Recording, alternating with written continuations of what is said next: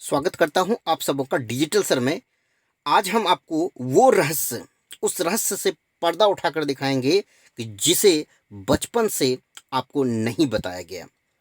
तो आज हम लोग सीखेंगे इस वीडियो के माध्यम से कि पाई का आखिर क्या रहस्य है। क्या है पाई? जो आपने बचपन में पाई सीखा, क्या वही पाई है? इस वीडियो के माध्यम से हम आपको बताएंगे कि पाई में ऐसा क्या है कि सुपर कंप्यूटर भी इनका मान नहीं निकाल पाया। यानी तमाम प्रयास करने के बाद भी सुपर कंप्यूटर भी इनके वैल्यू को नहीं निकाल पाया। ऐसा है पाई। साथ ही साथ बहुत सारे जो गणितज्ञ हैं उन्होंने भी इनके पीछे काफ़ी संघर्ष किया, लेकिन पाई की कुछ वैल्यू देते देते ये भी अपने उम्र बिता दिए। आखिर ऐसा क्या रहस्य है पाई में? साथ ही साथ हम आपको ये भी बताएंगे कि आपने जो पाई का मान 22/7 लेकर के वृत्त का क्षेत्रफल निकाला था बचपन में, क्या वो क्षेत्रफल एग्जैक्टली वृत्त का है? और इस वीडियो के माध्यम से हम ये भी आपको सिखाएंगे कि पाई डे कब मनाया जाता है। साथ ही साथ पाई डे और स्टीफन्स हॉकिंस और साथ ही साथ अल्बर्ट आइंस्टाइन, आखिर इन तीनों में क्या रिलेशन है। तो ये सारा चीज़ इस वीडियो के माध्यम से हम आपको बताएंगे। यदि आप हमारे चैनल पे न्यू हैं तो सबसे पहले हमारे चैनल को सब्सक्राइब कर लीजिए। चलिए शुरू करते हैं। आपको बता देते हैं, आवश्यकता ही आविष्कार की जननी है। जब हमें ज़रूरत पड़ा लाइट का तो हमने क्या इन्वेंट किया? तो हमने बना लिया बल्ब। हमें ज़रूरत पड़ा दूर बैठे लोगों से बात करने का तो हमने टेलीफोन बना लिया। हमें उड़ने का आवश्यकता हुआ तो हमने एरोप्लेन भी बना लिया। इसका मतलब जहाँ आवश्यकता है वहाँ आविष्कार निश्चित रूप से है। तो यहाँ से जोड़ करके हम आपको लिए चलेंगे पाई के पास। आखिर पाई बना कैसे? चलिए सबसे पहले हम आपको लिए चलते हैं लगभग 3500 BC में। उस समय जो आदि मानव थे तो उस समय उनको किसी भी सामान को एक जगह से दूसरे जगह, जैसे अभी हमारे पास ट्रक है, बस है, रेलगाड़ी है, सामान को एक जगह से दूसरे जगह हम लेकर के जाते हैं, लेकिन आदि मानव सामान को एक जगह से दूसरे जगह कैसे लेकर के आते जाते होंगे? क्या कभी आपने सोचा है? तो इन लोगों के दिमाग में जरूर कुछ न कुछ आइडिया आया होगा और आइडिया लगा करके ही ये लोगों ने कुछ ऐसा इन्वेंशन किया, ऐसा आविष्कार किया कि एक चक्का इन्होंने बनाया। तो वो जो चक्का बनाया वही चक्का बनाने का कंसेप्ट ही पाई है। आखिर ये कैसे पाई है आगे हम आपको बताएंगे, वीडियो में बने रहिए आप। अब ध्यान दीजिएगा कि चक्का बनाते जब अब अगर गांव में आप कभी भी देखे होंगे बैलगाड़ी आपको जरूर नजर आया होगा। तो बैलगाड़ी में क्या होता है कि इस प्रकार के कुछ टुकड़े इकट्ठा किए जाते हैं और इनको जोड़ करके इस प्रकार का चक्का बनाया जाता है। मतलब ये है कि बैलगाड़ी में जो चक्का है कुछ ऐसा बनता है, लेकिन ऐसा बिल्कुल एग्जैक्ट गोल लकड़ी से नहीं बनता है। लकड़ी के कई सारे टुकड़े को जोड़ करके उनको गोल बनाया जाता है। तो आखिर इन्होंने ऐसा क्या कंसेप्ट यूज किया इनमें? तो आपको एक थोड़ा सा हम बताते हैं आइडिया कि इनका कंसेप्ट क्या था। जैसे एक पॉलीगॉन की हम बात करते हैं कि जिनमें कि 5 भुजा है। 5 भुजा वाला एक पॉलीगॉन हम लेते हैं। तो अब पॉलीगॉन को अगर हम घुमाएंगे जमीन पर चक्के के तरह तो कभी उठेगा कभी नीचे जाएगा। अगर इस तरह का चक्का अगर हमारा बनता है तो उस केस में क्या होगा कि सामान गाड़ी से गिर जाएगा।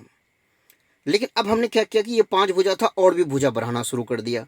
अब हमने क्या कर दिया, 10 भुजा कर दिया, 15 भुजा कर दिया, 20 भुजा, 1 लाख भुजा कर दिया। तो जितनी ज़्यादा हम भुजा बढ़ाते जाएंगे उतना ही ज़्यादा ये गोलाई का रूप लेता चला जाएगा।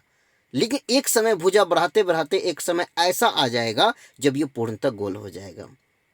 अब सवाल यह है कि वो समय कब आएगा, वो कितनी भुजा हम लेंगे ताकि ये गोल हो जाएगा। इस बात का पता किसी ने नहीं लगा पाया अब तक। यहाँ तक कि इस बात का पता लगाने में सुपर कंप्यूटर भी फेल है। लेकिन फिर भी पाई का वैल्यू निकाला गया, उनसे सवाल भी बनाया गया। तो इस चीज को एक अप्रोक्सीमेट किया गया। तो देखा गया कि यदि हम एक ऐसे रस्सी की लंबाई लें जो कि 7 cm हो, कितना हो ये 7, और एक रस्सी और ले जो कि 22 सेंटीमीटर का हो, अगर इनको गोल कर दें और ये 7 cm यहाँ रख दें तो ऐसा करने से एक आपका वृत्त बन जाएगा, लगभग ये गोल होगा। और इसका जो रेशियो बना 22/7, यानी आप कह सकते हैं कि सर्कमफेरेंस अब बाई में डायमीटर, और ये बराबर एक कांस्टेंट वैल्यू आएगा। मतलब जब भी कोई गोल आकृति बनेगा तो उसमें उनका जो पेरिफेरल मतलब कि जो आपका सर्कमफेरेंस होगा वो 22 यूनिट का होगा, है ना। तो जो उनका व्यास होगा वो 7 यूनिट का। ऐसा जजमेंट निकाला गया फाइनली कि किसी भी गोल चक्का बनाना है, क्योंकि गोल जब तक बनाएंगे नहीं सामान अच्छे से जाएगा नहीं, तो ये एक रेशियो दिया गया और इसी रेशियो का जो नाम रखा गया पाई रखा गया। यानी पाई का डिफिनेशन इनडायरेक्ट वे में आप कह सकते हैं कि पाई मतलब वृत्त के परिधि और व्यास के अनुपात को ही आप क्या कह सकते हैं, पाई। यानी वृत्त के परिधि यानी सरकमफेरेंस बाय में व्यास, और ये एक कांस्टेंट वैल्यू आता है और उस कांस्टेंट वैल्यू का नाम रखा गया पाई। तो आप जानते हैं व्यास क्या होता है, तो व्यास रेडियस का दुगुना होता है। तो जहां पर व्यास है डी है वहां पर 2r आप रख सकते हैं। अगर यहां आप 2r रख सकते हैं तो c/2r बराबर पाई होगा आपका, और क्रॉस गुना आप कर दीजिए, कोना कोनी गुना करेंगे तो एक फॉर्मूला जनरेट होगा c बराबर 2πr। तो अब क्या हुआ कि एक फार्मूला हमें मिल गया कि सरकमफेरेंस बराबर 2πr होगा, तो यहां से पाई आपका जनरेट हुआ। अब ध्यान दीजिएगा यहां पर,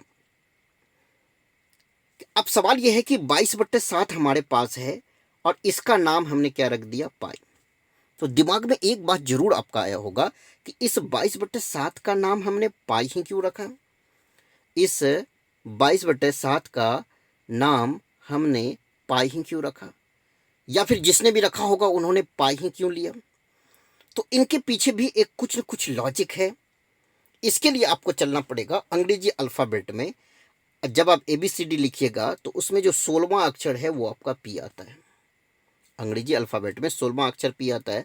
उसी प्रकार जो ग्रीक अल्फ़ाबेट है उसमें 16वां अक्षर आपका पाई आता है। तो ग्रीक अल्फ़ाबेट में 16वां अक्षर पाई है और अंग्रेजी अल्फ़ाबेट में 16वां अक्षर पी है आपका। अब सवाल यह है कि पाई क्यों यूज किया गया, 22/7 को पाई क्यों लिया गया। तो ध्यान दीजिएगा, जब हम सरकमफेरेंस लिखते हैं ग्रीक में तो वो शुरुआत होता है किससे, तो पाई से शुरू होता है। या पेरीमीटर भी लिखते हैं तो वो भी पाई से शुरू होता है। इसका मतलब यहां से उन लोगों के दिमाग में एक कंसेप्ट आया होगा कि ये जो कांस्टेंट हमारा आ रहा है c/d, तो इसको हम लोग पाई नाम दे देते हैं। तो वहां से पाई आपका जनरेट हो गया। अब ध्यान दीजिएगा कि पाई का मान 22/7 जब आप लेते हैं तो 22 में 7 से भाग दीजिएगा। अगर अभी आपके मोबाइल आपके पास, तो तुरंत भाग दे करके देखिए कि क्या उनका वैल्यू आता है। तो उनका वैल्यू आएगा 3.1428571428। ये रिपीटेशन आगे आपका होता चला जाएगा। इसका मतलब जो 22/7 है ये आपका परिमेय संख्या है, लेकिन हम जानते हैं कि पाई हमारा अपरिमेय संख्या है। तो सुपर कंप्यूटर जब इनका वैल्यू निकालने लगा तो लगभग 3 ट्रिलियन वैल्यू उन्होंने इनका निकाला, लेकिन उनके बाद पाई के सामने हार मान गया वो। यानी सुपर कंप्यूटर भी पाई से हार मान गया। उन्होंने जो पाई का मान निकाला, या और भी हमारे कुछ साइंटिस्ट जिन्होंने पाई का मान कुछ हद तक निकाला, तो वो है आपका 3.14159। लेकिन इनके बाद भी रुकेगा ये नहीं, चलता जाएगा। कहाँ तक चलता जाएगा, अभी तक इनका अंत नहीं है। लेकिन आपने जो मान लिया था 22/7, उनका मान देखिए 1414 यहाँ तक तो कॉमन है, लेकिन यहाँ 285 आता है, यहाँ 159 आता है। इसका मतलब ये है कि जो 22/7 लेकर के हम जितने भी बचपन में अब तक क्षेत्रफल निकाले होंगे तो वो हमारा गलत क्षेत्रफल होगा, क्योंकि वो तो एग्जैक्ट वैल्यू तो है ही नहीं। तो आप कह सकते हैं कि पाई का मान 22/7 तो नहीं है। तो पाई का मान है 3.14159। अब ध्यान दीजिएगा, अब आपको बताते हैं कि पाई डे कब मनाया जाता है। तो पाई डे जो मनाया जाता है, पाई डे आपका ये मनाया जाता है 14 मार्च। ध्यान दीजिएगा कब मनाया जाता है, तो पाई डे मनाया जाता है मार्च 14, समय 1:59 में। पाई डे कब मनाया जाता है, तो 14 मार्च समय 1:59। एक जीके भी आपका कंप्लीट हो गया कि अगर आपसे पूछेगा पाई डे कब मनाया जाता है तो कहेंगे कि 14 मार्च को मनाया जाता है और 1:59 पर मनाया जाता है। अब ध्यान दीजिएगा, आखिर इनका और पाई में क्या रिलेशन है ये डेट का।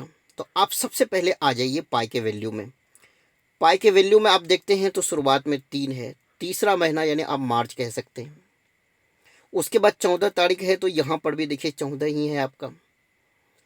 और 1:59, तो यहाँ पर भी 1:59 आपको 1:59 दिख रहा है। इसका मतलब पाई डे जो है पाई के वैल्यू पर ही है। मतलब 3 मतलब तीसरा महीना, 14 मतलब 14 तारीख, 1:59 मतलब 1.59 यानी 159 यानी 1:59। तो आप कह सकते हैं कि जो पाई का वैल्यू आया 3.14159, ये आपको आज के बाद रट ही जाना है। जब भी पाई का वैल्यू एग्जैक्टली लगभग हमें लिखना है तो 22/7 का ये नहीं है, ये आपका इनका जो एग्जैक्ट वैल्यू होता है वो है, लेकिन ये भी एग्जैक्ट नहीं है, ये तो और भी आगे बढ़ता चला जाएगा मैडम। तो एक लगभग में जो मान है 3.14159, ये आप एक्यूरेट कह सकते हैं, 22/7 को नहीं। अब हम आपको बता रहे हैं कि आखिर कि पाई डे और स्टीफन हॉकिंस, इनके बारे में तो आप जरूर सुने होंगे कि इनमें आखिर क्या रिलेशन है। तो स्टीफन हॉकिंस जब उनकी मृत्यु हुई तो वो जो तारीख था वो 14 मार्च था, लेकिन जिस समय आइंस्टाइन का जन्म हुआ वो आपका 14 मार्च था। और जो पाई डे मनाते हैं वो भी मनाते हैं 14 मार्च को। अब सवाल ये है, क्या ये महज संयोग है या फिर प्रकृति में इनका बहुत बड़ा रहस्य छिपा हुआ है। तो अगर आपको इनके बारे में थोड़ा भी आइडिया हो तो आप हमें कमेंट करके ज़रूर बताइए कि आखिर ऐसा क्यों, क्या ये इस महज संयोग है या फिर कुछ न कुछ प्रकृति में है जो इन तीनों को कोरिलेट करता है। यदि वीडियो आपको अच्छा लगा होगा तो वीडियो को लाइक ज़रूर कर लीजिएगा, बहुत अच्छा लगा होगा तो शेयर ज़रूर कर दीजिएगा। यदि आपने हमारे चैनल को सब्सक्राइब नहीं किया है तो चैनल को सब्सक्राइब भी कर दीजिएगा। थैंक यू सो मच आप सबों का।